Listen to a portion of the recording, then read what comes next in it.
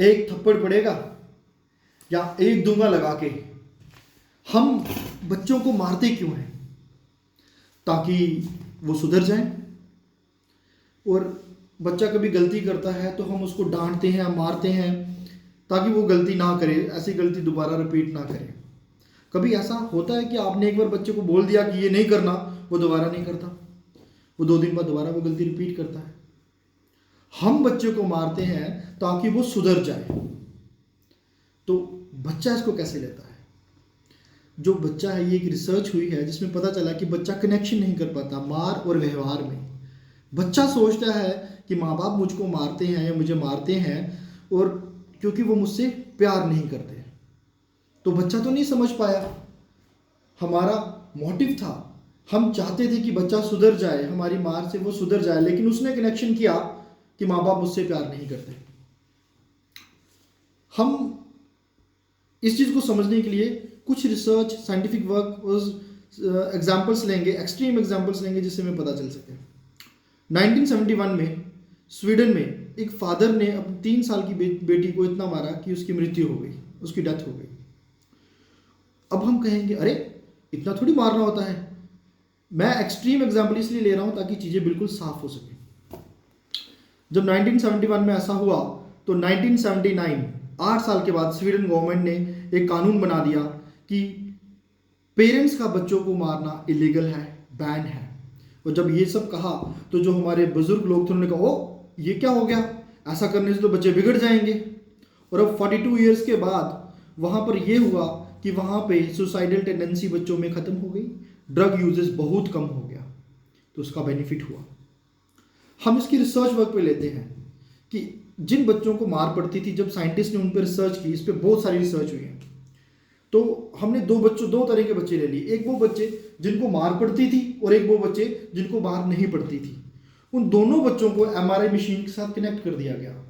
फिर उनको धमकी वाली फोटो दिखाई गई और एक स्माइली वाली फोटो दिखाई गई। धमकी वाली फोटो देखने से जिन बच्चों को मार पड़ती थी उनका ब्रेन बहुत ज़्यादा एक्टिव हो जाता है।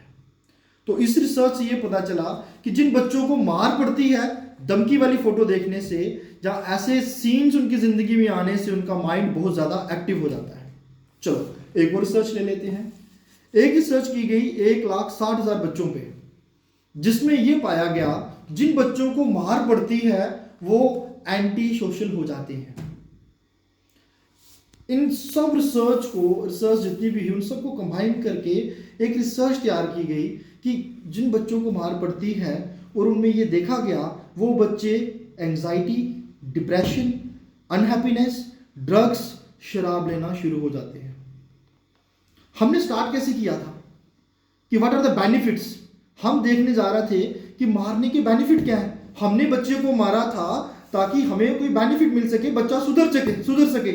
और हमने क्या देखा, एंड पे पहुंचते पहुंचते anxiety, depression, drugs, suicidal tendencies, हम यहां पर पहुंच गए। इस पर जो मैं कहना चाह रहा हूं कि एक हमारा ऑथर थे, रिसर्चर थे, वो रिसर्च करते करते एक बूढ़ी अम्मा से मिले। तो उस बूढ़ी अम्मा ने उस रिसर्चर को एक स्टोरी सुनाई जो मैं आज आपको सुनाने जा रहा हूं। बूढ़ी अम्मा का ये मानना था कि बच्चों को बड़ा करने के लिए, अच्छा इंसान बनाने के लिए मारना बहुत जरूरी है।